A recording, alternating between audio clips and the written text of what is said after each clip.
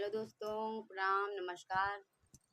मैं आई हूँ गाजीपुर अपनी सहेली के घर। हमारी सहेली भी है और हमारी बहन है।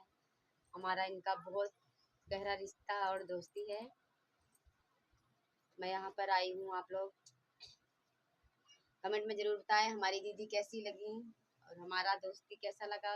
उतना दूर से मैं आई हूँ, इसलिए मेरा गाना आज नहीं जा पाया, कल जाएगा। दुल्हन आ गई है और बारात भी आ गया है। हमने वीडियो नहीं डाला है कल का, आज डालेंगे। हाँ, बिजी थे बहुत। शादी ब्याह का घर है तो बहुत काम रहता है इधर उधर। नाते रिश्तेदार सभी लोग रहते हैं, आने जाने में टाइम नहीं मिला तो आज हम डालेंगे। आप लोग ज़रूर देखें, कमेंट में ज़रूर बताएं कैसा लगा गाजीपुर आकर। आप लोग को बहुत बहुत धन्यवाद देखने के लिए। हमारा सब